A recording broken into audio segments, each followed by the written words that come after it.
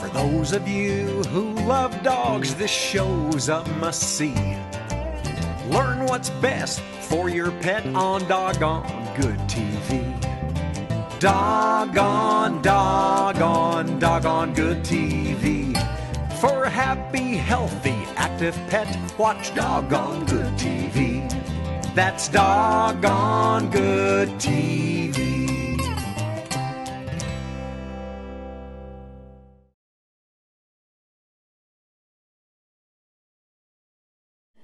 Happy holidays.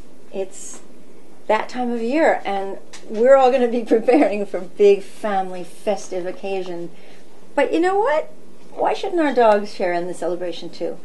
And we do at our house, right, Luck? So what we're going to do is cook this feast of a meal for our dogs.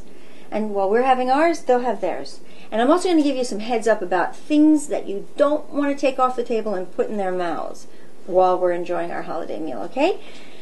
So here, I had to think about what's the favorite food of all the foods my dogs enjoy.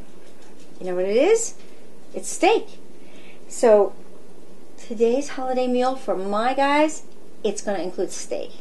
And it's also going to include traditional holiday food like cranberries, sweet potatoes, broccoli, asparagus, and pumpkin. And this is the before, this is the after. Sometimes I like to feed the vegetables raw, but remember this, if you feed raw vegetables, your dog has to eat them right away or it goes right back in the fridge, because otherwise I worry that they gather too much bacteria.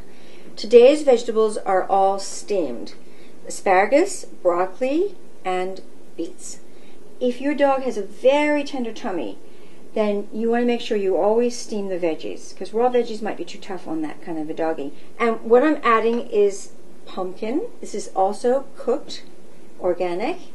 And you know, these cranberries are really good for our kidneys, and guess what? They're good for our doggies too. So we're going to add everything together for my little guys and mush it all up. And then for big dogs like Rosie, we're not going to mash it up quite so much, because it's the little guys that seem to pick out the beef and leave all the other stuff. I don't know why. And the big guys, I don't know, they like their big chunky food, it seems. So here's what we're going to do. We're going to start with asparagus and broccoli. And asparagus and broccoli right here. Okay, and when you give your dog beets, you have to make absolutely certain that they're not diabetic, because beets are high in sugar. And sweet potatoes have a little more sugar too than some carbs. So make sure you don't have a diabetic dog if you're going to serve that. And there's so many things you can serve if you have a diabetic dog. It's not a big deal. I have to give you a heads up about the beets. When you serve your dog beets, you have to expect that when they go to the bathroom, it's going to look red. There's nothing wrong. It's just that beets are very red, and so will their poop be. Okay. And I'm just going to add I'm not going to overwhelm them with cranberries, but just enough to make it really tasty. And then, for the main course, our beef. And here's what I want to tell you about beef. I believe it's an old wives' tale that dogs need the fat on beef to be really healthy. I believe that fat on the beef is not good for them any more than it is for us to eat it. I think a lot of dogs wind up coming down with pancreatitis because they do get fed too much fat. I just cut all the pieces into sort of mouth bite-sized pieces for Rosie or for a big guy. I'm going to cut that one a little smaller. And then I'm just going to put them all inside the dish. For the little guys, I'm mushing it together. Actually, you know what? When it's steamed, I don't really need my Cuisinart for this, but I will need it for the steak, because I want to make sure the pieces are, you know, smaller. Okay, so here's the ground steak. I'm going to sprinkle it on top of their food. And you know what? When you add steak, especially steak, also true for other food, but you really need to be sure your calcium supplement is in there, because the beef does leach calcium. So I'm just going to decorate with a few extra cranberries. After all, it is the holidays.